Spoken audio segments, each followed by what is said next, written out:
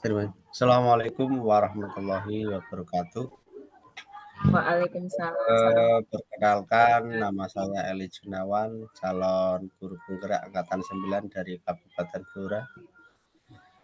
Untuk kelas saya adalah kelas B30. Saya sini akan melakukan pengamatan kucing. Saya sendiri nanti bertindak sebagai pengamat atau supervisor, kemudian Bu Indri sebagai coach, serta Bu Susilowati sebagai coach. Sebelum kegiatan untuk pagi hari ini kita laksanakan, marilah kita berdoa terlebih dahulu. Berdoa dimulai. Selesai. Selanjutnya, sebelum acara ini saya mulai, silakan memperkenalkan terlebih dahulu Bu Indri dan Bu Sisi, dipersilakan. Bu Indri, silakan.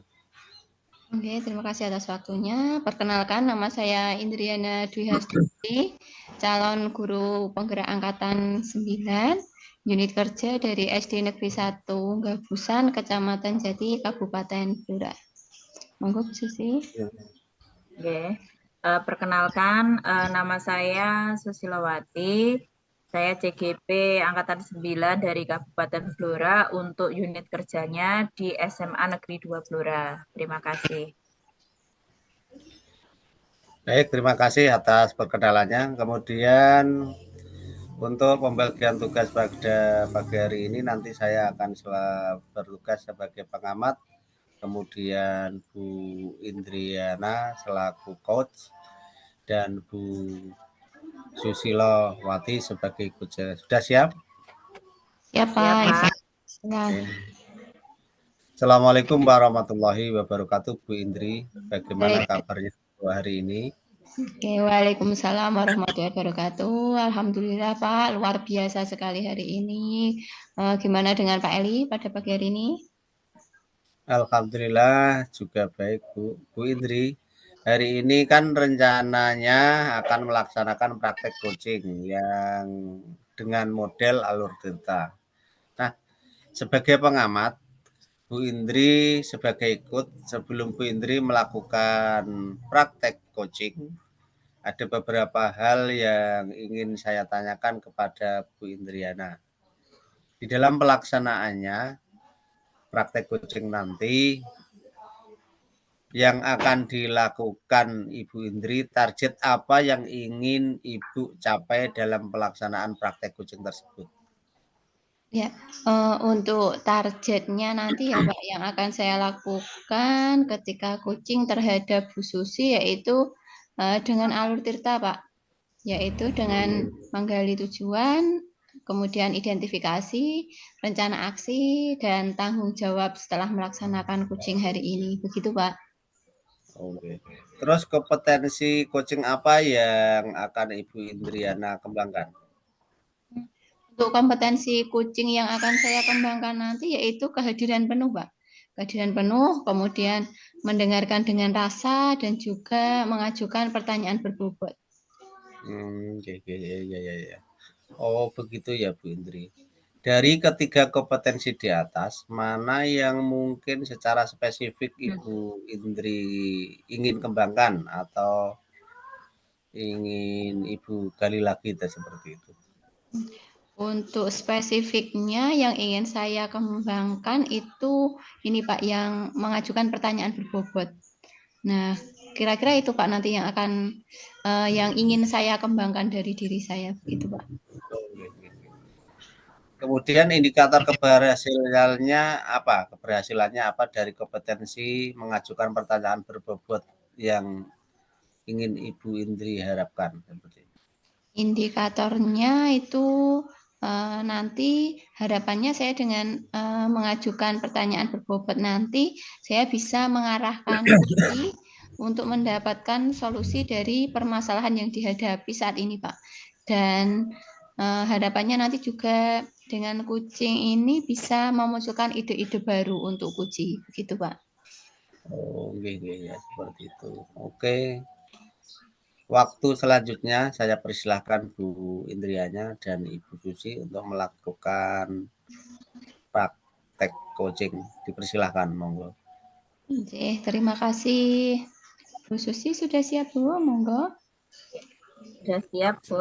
Oke, kita mulai ya, Bu. Oke. Assalamualaikum. Waalaikumsalam. Selamat siang, Bu Indri. Siang ini Bu Indri sibuk atau tidak?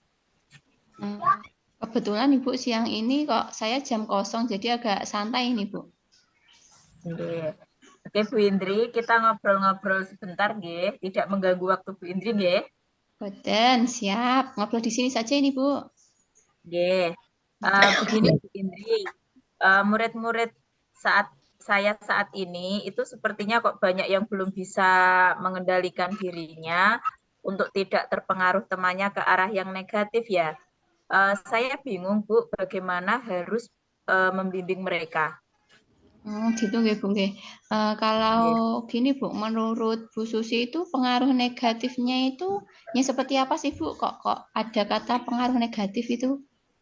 Nggih, begini Bu Indri, perilaku negatif yang sering dilakukan murid saya akhir-akhir ini adalah membolos sekolah. Terkadang dia itu pamit dari rumah, itu berangkatnya itu ke sekolah, tetapi tidak sampai sekolah. Ada juga yang sudah berada di lingkungan sekolah, namun dia melompat pagar keluar dari sekolah karena sudah janjian sama teman luar sekolahnya untuk ngopi di warung, Bu. Padahal anak tersebut itu sudah pernah membolos sebelumnya, namun masih diulangi lagi karena kemarin kami juga sudah mengadakan panggilan orang tua untuk mengkomunikasikan hal tersebut. Namun masih saja mereka itu melakukan hal yang sama, Bu. Sebaiknya saya harus bagaimana ya, Bu? Berarti ini posisinya Bu Susi itu bingung nggih, Bu nggih? Nggih. Ya, kalau dari kejadian tersebut, dari permasalahan itu, kira-kira Bu Susi ingin mendapatkan apa sih dari kita berbincang-bincang ini nanti, Bu? Jadi gini Bu, saya itu ingin tahu bagaimana cara menyadarkan anak-anak untuk bisa memiliki kesadaran diri untuk tidak membolos lagi, agar murid saya tersebut itu bisa fokus sekolah dan sukses sampai lulus nanti tanpa ada masalah, Bu. Oh, oke. Menurut Bu Susi, kesadaran diri yang seperti apa sih yang harus dimiliki oleh anak-anak itu atau murid-murid kita itu agar tidak membolos lagi, Bu? Kalau menurut saya, murid saya itu paham akan prioritas kebutuhan mereka, Bu. Yang harus dia lakukan saat ini yaitu sekolah, punya pendirian dan mengambil sikap untuk menolak ajakan teman untuk tidak membolos. Oke, jadi murid seharusnya mempunyai prioritas untuk sekolah, nggih, Bu, nggih? Dan berani bersikap untuk menolak ajakan teman untuk tidak membolos lagi. Betul nggih, Bu Susi, seperti itu nggih, Bu, nggih? Nggih, Bu. Nah, kalau kesadaran diri murid kita buat dalam skala level ini, Bu, dari angka 1 sampai 10, kira-kira posisi murid-murid kita itu kesadarannya itu di angka berapa nggih, Bu? Kalau diibaratkan levelnya itu 1 sampai 10, murid saya berada pada level 4 atau 5, Bu. Pada level 4 dan 5 nggih, Bu, atau 5 nggih, Bu, nggih. Nah, lalu kalau Bu Susi itu menginginkan murid-murid kita itu mencapai level berapa, Bu, kira-kira? Saya sih tidak muluk-muluk, Bu. Cuma level 8 saja, Bu. Mungkin itu sudah cukup baik, Bu, buat murid saya. Oke, level 8 nggih, Bu, nggih, targetnya nggih. Nggih. Nah, untuk mencapai target yang sudah Ibu buat tadi pada level 8, apa yang Bu Susi akan lakukan kepada murid Bu Susi agar memiliki kesadaran diri tersebut, Bu? Mungkin saya akan melakukan pendekatan lagi kepada murid tersebut, Bu, secara personal dengan menggunakan segitiga restitusi agar anak merasa lebih nyaman mengungkapkan alasan dia membolos dan agar bisa memiliki kesadaran diri untuk menentukan langkah selanjutnya secara bertanggung jawab untuk tidak membolos lagi, Bu. Oke, lalu ada tidak Bu hal lain yang akan Bu Susi lakukan selain dengan pendekatan personal dengan segitiga restitusi tadi? Oh iya, selain hal tersebut, saya juga akan mencoba lebih berkolaborasi lagi dengan wali kelas, kemudian guru pengajar, serta akan lebih komunikatif dengan orang tua murid melalui telepon dan home visit untuk pemantauan terhadap perubahan sikap murid tersebut secara berkala, bukan hanya pada saat mereka bermasalah saja, Bu. Dan ingin lebih sering menyapa murid ketika di sekolah dan mengikut sertakan dalam kegiatan-kegiatan di sekolah agar dia merasa senang dan dapat berperan di sekolahnya. Oke, luar biasa sekali itu, Bu. Menurut saya rencana Ibu itu sangat detail sekali nih, Bu.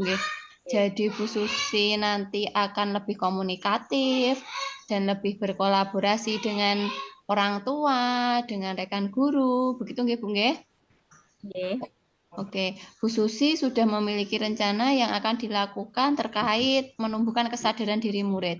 Nah, sekarang kita bicara mengenai kendalanya, Bu.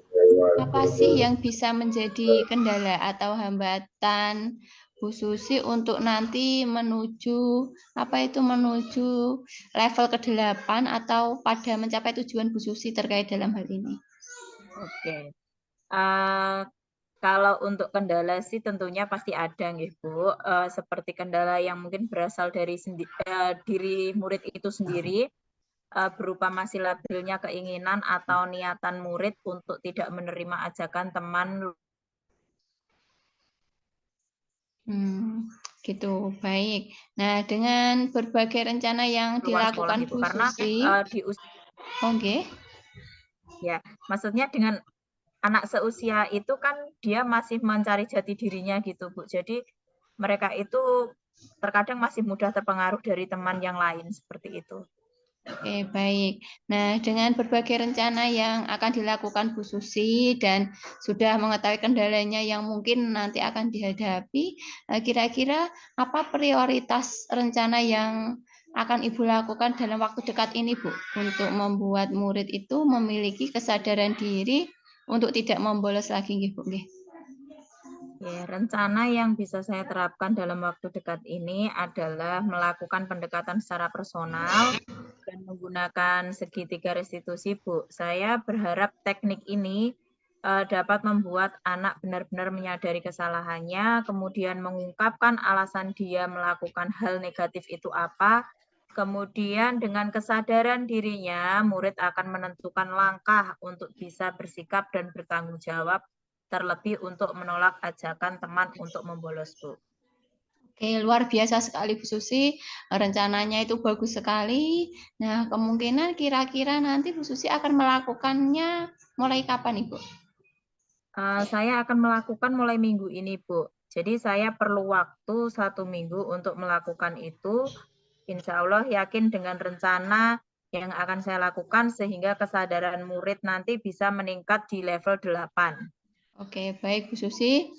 Semoga tercapai ya targetnya nanti. Oh ya, untuk tadi Bu Susi akan melakukan kira-kira ada tidak ya yang bisa membantu Bu Susi dalam menyelesaikan ini atau bisa berkolaborasi agar Bu Susi lebih semangat lagi? Oke, ada Bu, teman saya Bu, namanya Bu Romlah, beliau sebagai wali kelas nanti yang akan membantu saya. Oke, bagus. Jadi Bu Susi nanti bisa minta bantuan Bu Romlah untuk membantu, nggih. Nah, untuk tindak lanjut dari ngobrol kita hari ini, Bu, biar nanti saya tahu cerita selanjutnya itu kita bisa ketemu lagi apa tidak ya, Bu ya? Atau mungkin kapan kita akan ketemu lagi, apa seminggu lagi atau kapan gitu nggih, Bu?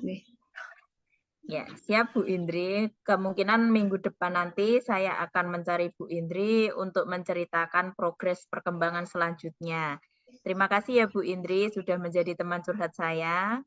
Sama-sama Bu Susi. Sebelumnya saya mau sebelum ini Bu, sebelum saya pamit nggih Bu nggih, saya itu pengen Oke. tahu sih gimana sih perasaannya Bu Susi sekarang ini setelah kita sudah ngobrol banyak ini tadi nggih Bu nggih. Nggih. Alhamdulillah perasaan saya menjadi lebih lega, Bu. Saya menjadi tidak kebingungan lagi untuk menentukan bagaimana cara menumbuhkan kesadaran diri untuk tidak membolos lagi karena sudah berulang kali dan semoga ada perubahan. Nggih, baik Bu Indri, karena waktu sudah menjelang siang, kita akhiri dulu pembicaraan kita hari ini. Terima kasih ya Bu Indri sudah meluangkan waktu untuk saya. Sama-sama Bu Susi, terima kasih juga. Saya pamit dulu nggih Bu nggih. Nggih, Bu. Ya, Assalamualaikum. Waalaikumsalam. Terima kasih Bu Indriana dan Ibu Susilowati yang telah melaksanakan kegiatan coaching. Saya akan menyampaikan refleksi dari hasil pengamatan saya pada saat Bu Indriana dan Bu Susi melakukan coaching. Dari hasil pengamatan saya atas praktek coaching antara Bu Indri sebagai coach dan Bu Susi selaku coach adalah luar biasa sekali. Bu Indri selaku coach sudah menggunakan alur cerita dari alur tujuan, kemudian mengidentifikasi dan menggali informasi permasalahan yang dihadapi oleh coach yaitu Bu Susi. Sampai mendapatkan rencana aksi dari coach dan tanggung jawab coach dalam melaksanakan rencana aksi tersebut. Kemudian kompetensi coaching juga sudah Bu Indri kuasai, yaitu kehadiran secara penuh.